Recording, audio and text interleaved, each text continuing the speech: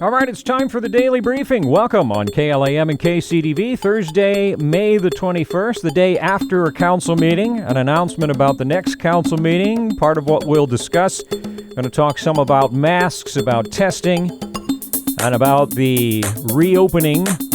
That's all on the way with Mayor Copeland here as our guest. These programs heard at 1 p.m., 5 p.m., well, not directly at that time, but in the 1 p.m., 5 p.m., and 8 p.m. hours on the Clam and the Eagle, and then also archived at youtube.com/Cordova TV.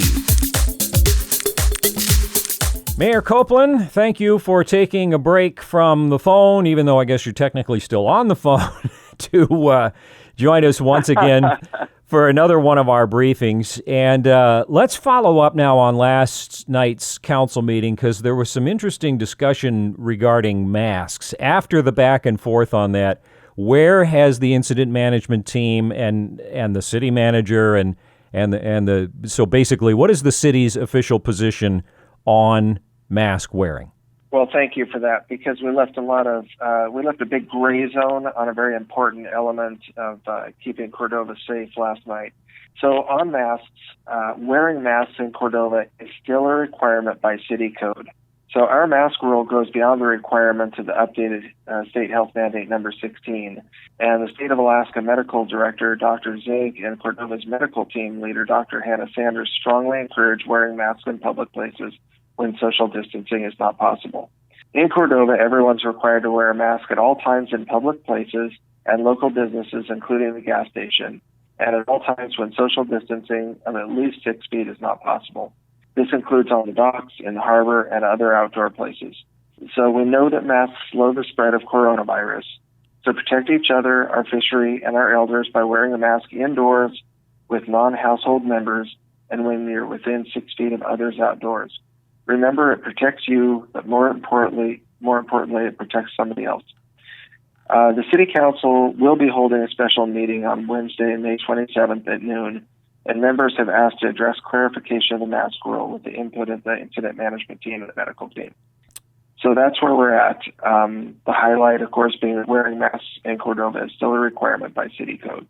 Okay. Well, and it sounds, and this is just me speaking, it sounds like what the team is doing is continuing to take advantage of, I guess you could say, Cordova's ability to make things a little more restrictive, kind of like what's happening with Phase 2 so far with the reopening.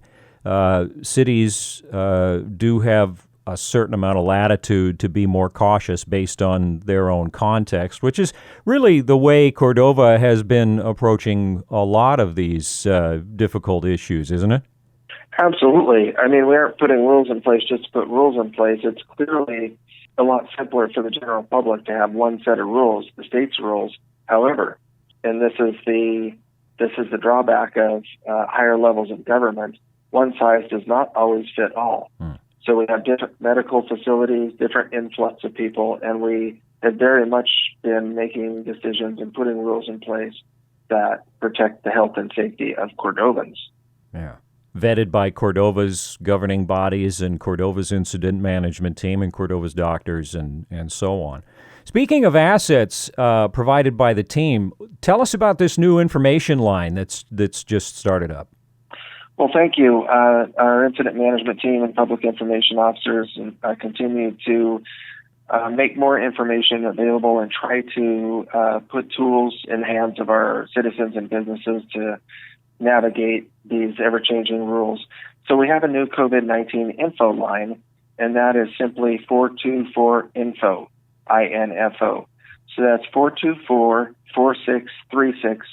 And some of the kinds of questions that you can have answered or the information you might ask for might be, for example, lists of phone numbers for local assistance groups, or links and numbers for state financial and food assistance, or current information on the Cordova health mandates.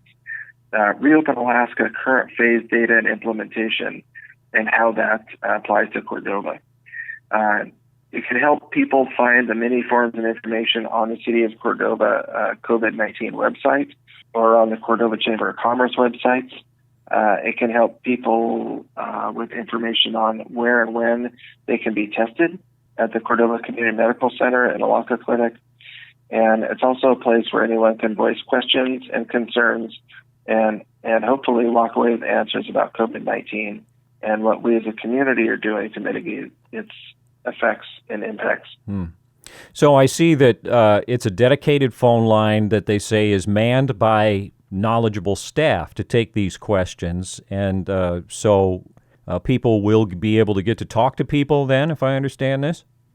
That's correct. And another thing we're trying to do here, JR, and you recognize this in other emergency situations, if people continue to call the police or city staff or places where, frankly, they're probably not going to get the answers anyway, you certainly don't want to tie up your police phone lines for non-emergency or non-essential calls. And so we're kind of dividing and conquering and kill two birds with one stone, which is provide a more direct and available resource to the community, but also allow the city staff and the public safety departments do what they normally do, which is respond to emergencies and non-COVID stuff. Well, and it's interesting because I saw a news story today that the Toledo 911 system is imploring the public to please stop calling 911 to report social distancing violations because people that have actual emergencies, somebody, that's lost their heartbeat or is having a stroke or something, those calls can't get through. So, that's obviously a much more extreme case than what we would face here, but the concept is the same. You mentioned testing being one of the things that's mentioned when people call 424-INFO. How is our testing going? What are some of the latest numbers? Well, we continue to offer fairly widespread testing, and so to date we've tested 356 people. We've had just one active test result, 319 negative test results, and 36 test results are pending. So again, you can get free testing at the free drive-up testing at the Alaka Clinic on Mondays and Wednesdays. But for today and tomorrow and on Tuesdays, it's at the Cordova Community Medical Center in the ambulance bay between 2 and 4 p.m. And at the Cordova Community Medical Center, you can call 424-8000 and check ahead, just in case they have a particularly large backup of people stopping by for testing. If you call ahead, it might save you some time. So 424-8000, and that free testing is from 2 to 4 today and tomorrow at the Cordova Community Medical Center. Okay, good. Well, and again, we tipped our hats yesterday, but to the folks who made it so that could be expanded to anybody that was curious. Now, as I was telling you before we started, I have to confess I haven't had a chance to listen to the council meeting last night. I was so backed up, like you've been. I was backed up with other work and had to get caught up. Where was there any discussion about the business reopening? With the governor coming out with the widespread opening on Friday, and will Cordova go with that or not? What is the city's position on where we are in those phases?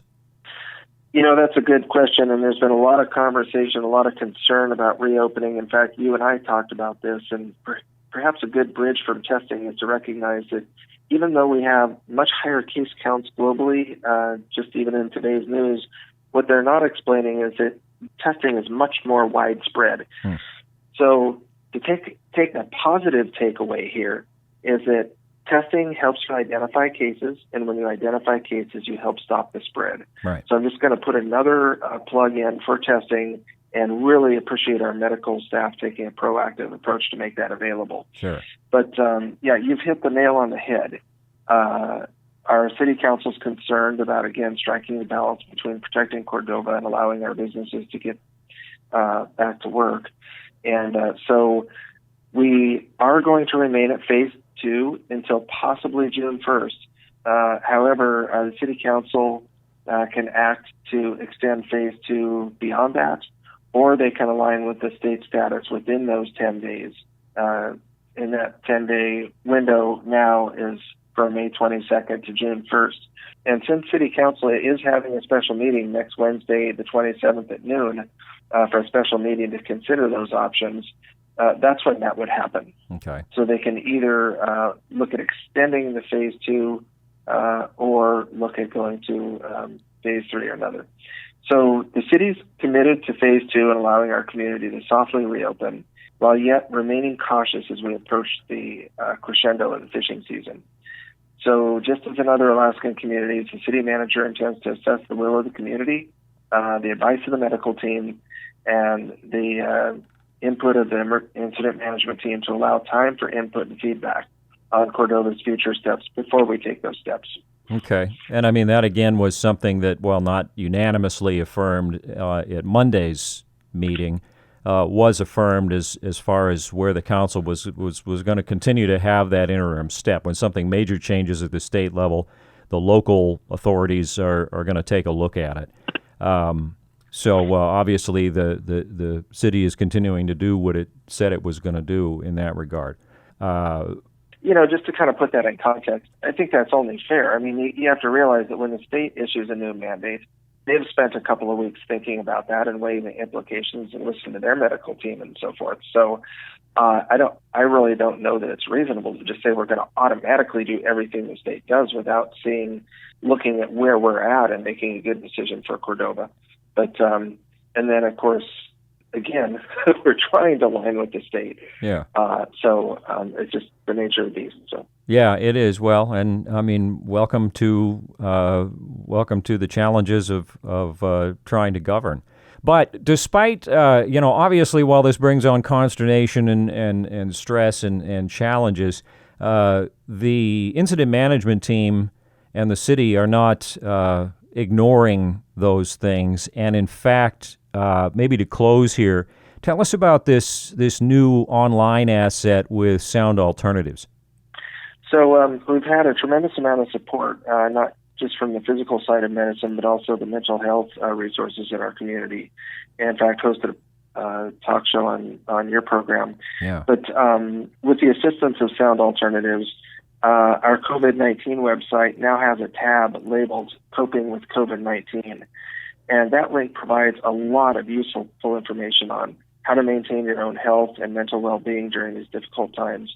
And it's just some great actionable things that you can do that you might not otherwise think of in your daily new normal to help provide assistance to anyone struggling through this event. Okay. Yeah, well, and I mean, the PIOs have put out information about apps and websites and other assets. I haven't had a chance to take a look at that tab, but I assume they've congregated a lot of that, and it'll be interesting to see. So as we wrap up, any final thoughts, boss? Just going to repeat what we've been repeating: socially distance, wash your hands, wear your masks. It's working. Let's keep it working. Sounds good. Thank you again for the time. Always a pleasure. Thank you. All right, some good information there for you today. Remember again that phone number we talked about at the beginning of the briefing, the new information line provided by the city, 424-INFO. Pretty easy number to remember, 424-INFO, I-N-F-O. And again, the masking rule still on the books, as the mayor said. By the way, if you want to review this program or share its contents with anyone not within the reach of our radio signal, it will be archived on our YouTube channel, the Cordova TV channel created by Robbie. It's youtube.com/Cordova TV. Daily briefings heard on the Clam and the Eagle in the 1 p.m., 5 p.m., and 8 p.m. hours, in addition to the online archiving. We are very glad you could join us, and we'll now resume regular programming on KLAM and KCDB.